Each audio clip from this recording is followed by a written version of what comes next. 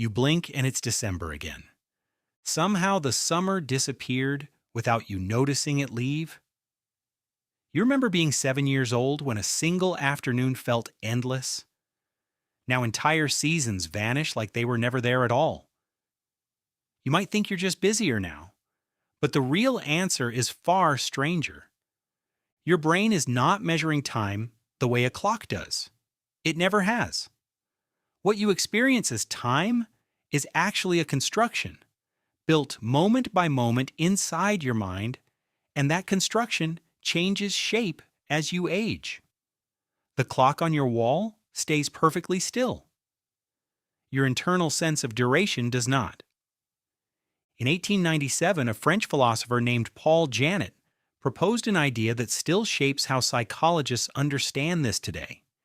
He suggested that you don't experience time in absolute units. You experience it in proportion to how much life you've already lived. Think about it this way. When you were 5, 1 year was 20% of your entire existence. That single year felt enormous because it was enormous relative to everything you had known. But now, if you're 40, 1 year is only 2.5% of your life. The same 365 days, a completely different fraction. Your brain is quietly doing this math without ever telling you. This is sometimes called the proportional theory of time, and it explains something you've probably felt but never had words for. Why did that one long summer between second and third grade feel like its own small lifetime? Why does a single work week now blur into the last 5 without you remembering the difference? It's not that time spent up, it's that each new stretch of time is being measured against a longer and longer ruler. But proportion is only half the story. There's a second mechanism happening at the same time, and it has to do with something far more immediate. Novelty. Your brain does not record time in smooth, continuous footage the way a camera would. It records time in memories. And memories are only created when something is new enough, surprising enough, or emotionally significant enough to be worth encoding. This is why a 2-week trip to a country you've never visited can feel like it lasted a month, while 2 weeks at your same desk, doing your same commute, eating your same lunch, can vanish without leaving a single distinct memory behind. Neuroscientist David Eagleman has spent years studying exactly this. His research suggests that your brain uses the density of new information as a kind of internal timestamp. More new information means more neural activity being laid down. More neural activity being laid down means later, when you look back, there's simply more material there. Your mind interprets that richness as more time having passed. Fewer new experiences leave a thinner trail. And a thinner trail gets remembered as less time, even if the clock said otherwise. This is why childhood feels so impossibly long in memory. Nearly everything is new. Your first day of school, your first heartbreak, the first time you tasted something you hated. Your brain is working overtime, encoding almost every hour in vivid detail because almost every hour actually is new to you. Adulthood, by contrast, tends to run on repetition. Same route to work, same faces, same rhythms. Your brain, sensing nothing urgent to record, starts compressing days into a kind of gray blur, and compressed time feels like fast time. Here's where it gets stranger. Researcher Claudia Hammond, who has written extensively on the psychology of time perception, describes something she calls the holiday paradox. You've probably lived through this without naming it. A vacation can feel like it's flying by while you're in it, day after day rushing past faster than you'd like. But when you get home and look back on that same trip, it suddenly feels like it lasted far longer than it did. Meanwhile, a monotonous week at home feels slow while you're living it, but when you glance back on it later, it barely registers at all. The moment and the memory are being measured by two completely different internal systems. One tracks how time feels as it happens. The other tracks how much your brain bothered to store. This double system explains why nostalgia can feel so disorienting.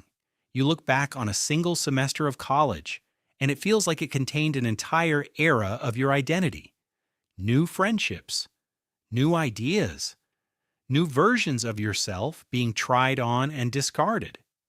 Meanwhile, a recent year at a stable job, one where nothing much changed, can feel like it barely happened at all, even though it objectively contained the exact same number of days.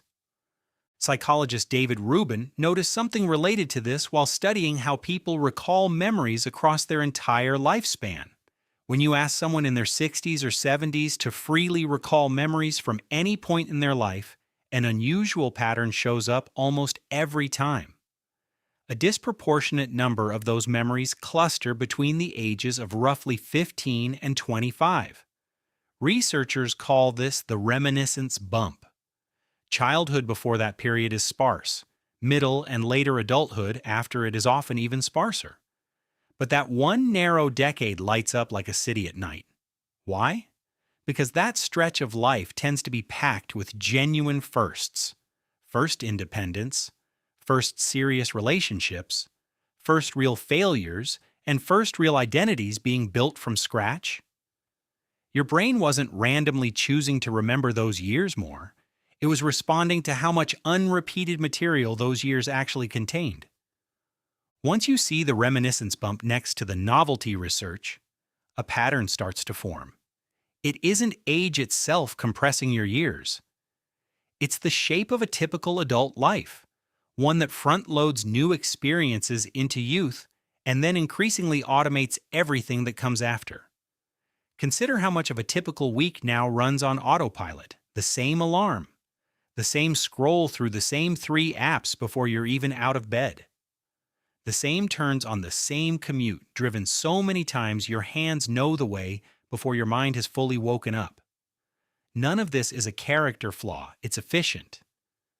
Your brain is designed to stop paying close attention to anything it has already mastered, because attention is expensive and repetition is a signal that nothing here requires it anymore.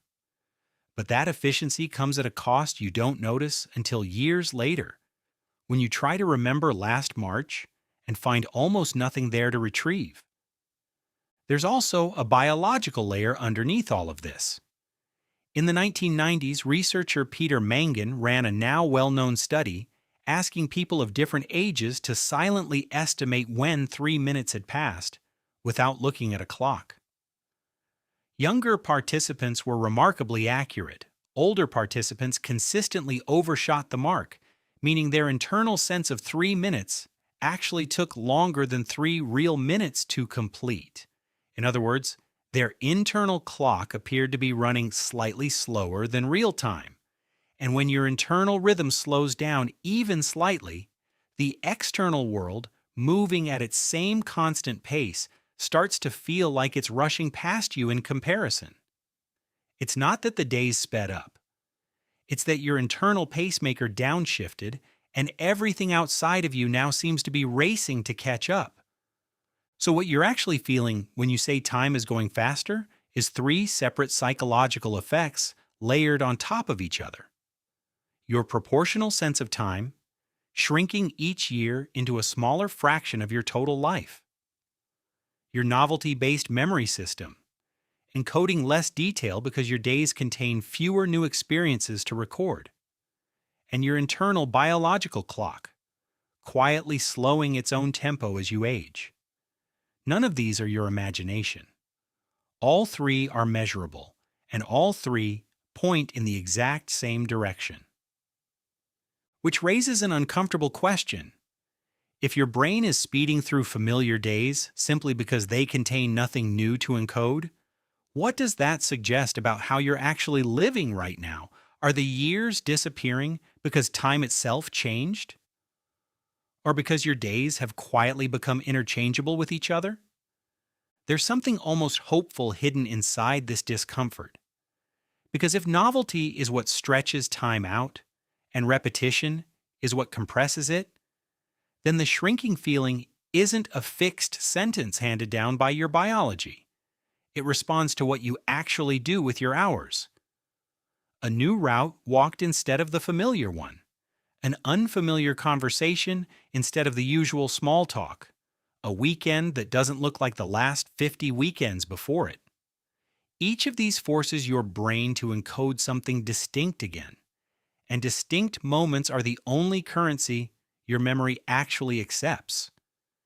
This is why people often describe their 30s, 40s, and 50s as blurring together, while a single week of true novelty, a first solo trip, a sudden move, a new job, a new relationship, can suddenly feel expansive again, almost like being young. It's not a coincidence.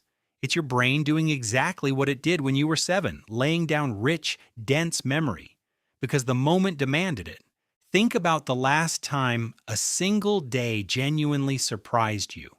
Maybe it was an unexpected trip. Maybe it was a conversation that changed how you saw someone you thought you already understood. Notice how that one day still feels vivid, almost touchable, while an entire ordinary month sitting right next to it has already gone soft and gray in your memory. That contrast is the whole mechanism, playing out in real time inside your own life right now. None of this means you need to overhaul your entire existence to outrun the blur. Small ruptures in routine seem to be enough to register as new. A different walking route, a conversation with someone outside your usual circle, learning one small skill you've never tried. Your brain doesn't require a completely different life. It only requires evidence that this particular stretch of time was not identical to the one before it. So the next time an entire month disappears before you've had a chance to notice it, the question worth asking isn't where the time went, it's what, if anything, made that month distinct enough to remember. Because your mind was never a clock in the first place. It was always a storyteller deciding moment by moment which parts of your life were worth writing down. And maybe that's the strangest part of all. You didn't lose the time. Your brain simply decided there was nothing new enough to keep.